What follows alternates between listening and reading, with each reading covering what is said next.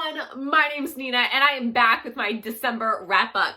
In December, I read 13 books, but before you get too impressed, don't.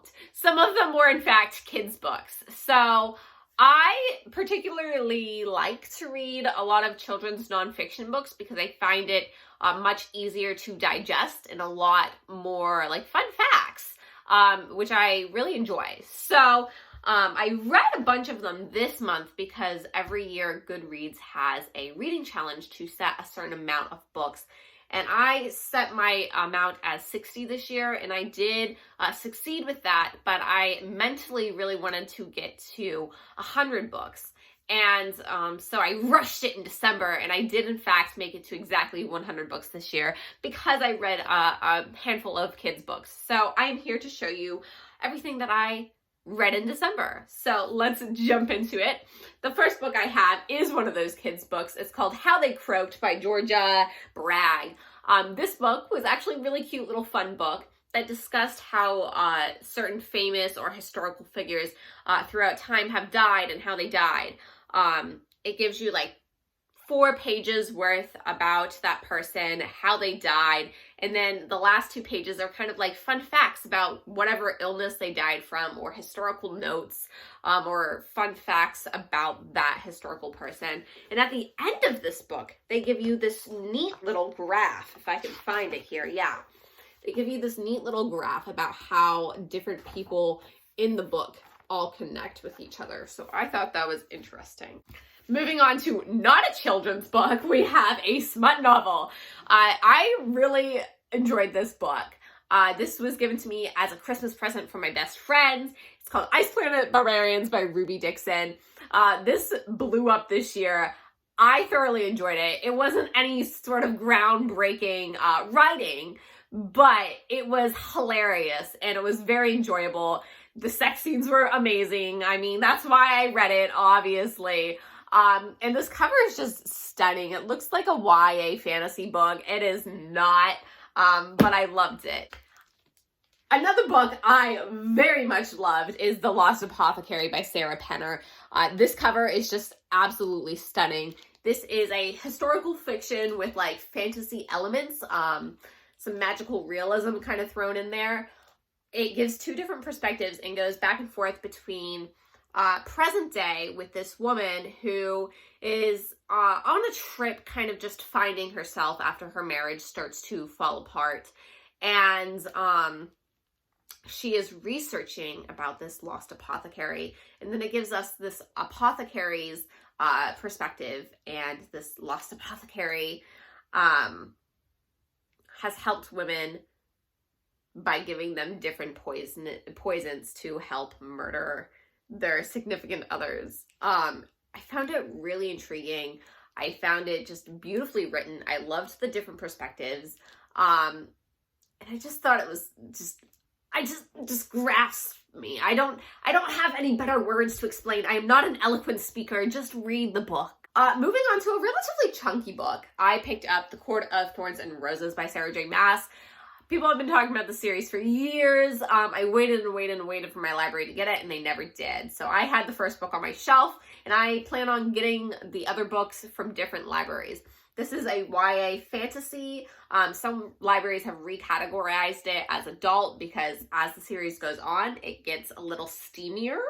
I didn't find this book particularly steamy. I think it's fine as a YA, but it's debatable. I enjoyed it. I feel like I blacked out for like the first good chunk of this book.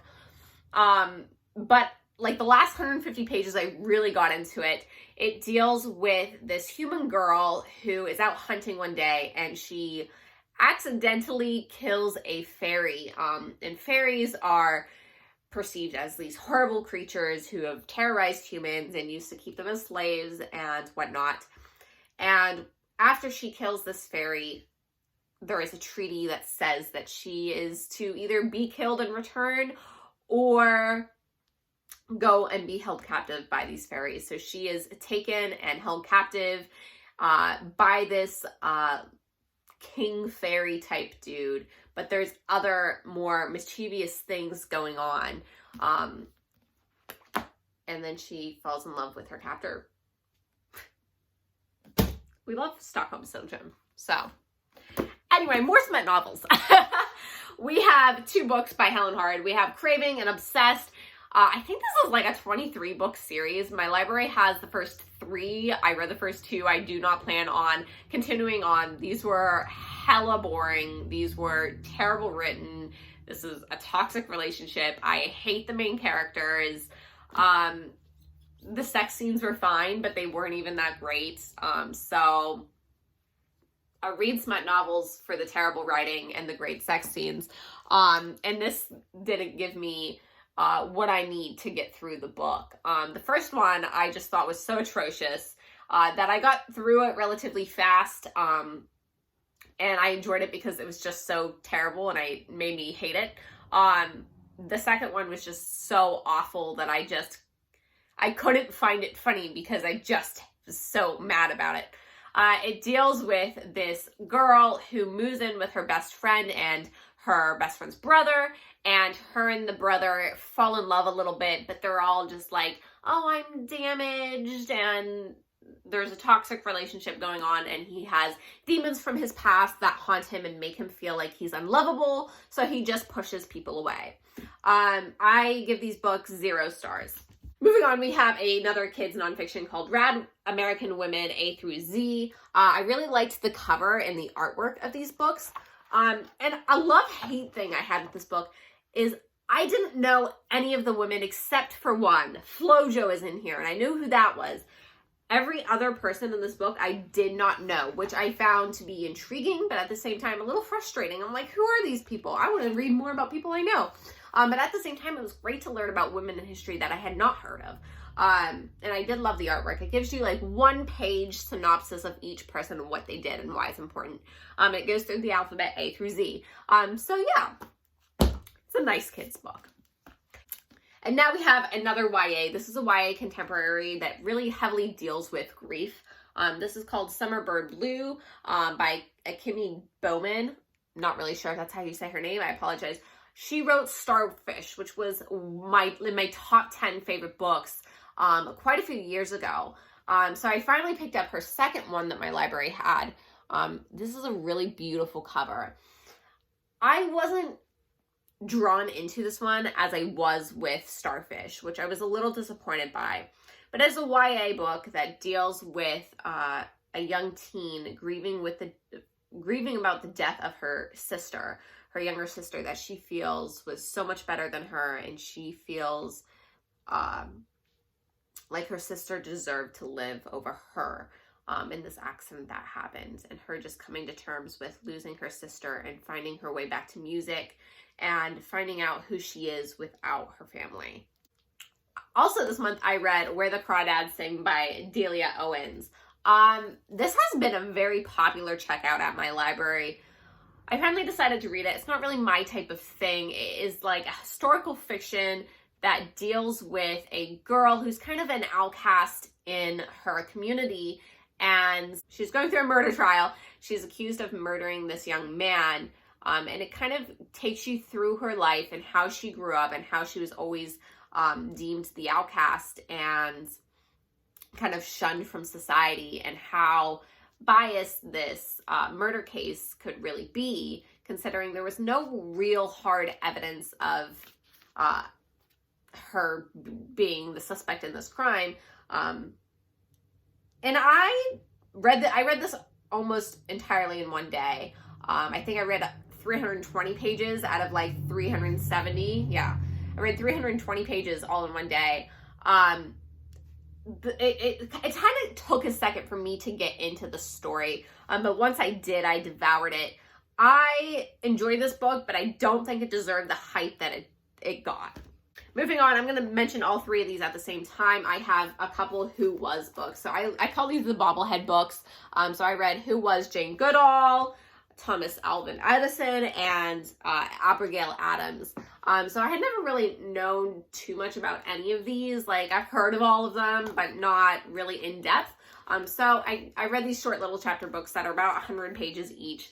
And I delved into learning more about some historical figures, and I really enjoyed them. I love that at the end of each book, it kind of gives you a timeline of their life, but also what was going on in history at that time as well. I also read Crying in hmart. This is a nonfiction memoir that was recommended to me by a fellow coworker. I thought it was relatively okay for a memoir. I haven't really read a whole lot of memoirs, and I was kind of up and down with this book. There was some sentences that really resonated with me, that stuck with me, or I was like, oh, that's very interesting to know about. And I thought the relationship, this memoir deals with a girl losing her mom and really going through her relationship with her mother and how that ended up panning out at the end of her mom's life and how she dealt with the grief after her mother's death. So it builds up to the whole relationship and throughout her life, how that relationship with her mom developed and grew. But then after her mom's death, how she dealt with that. So I found it interesting, but I didn't think it was anything particularly that I personally enjoyed.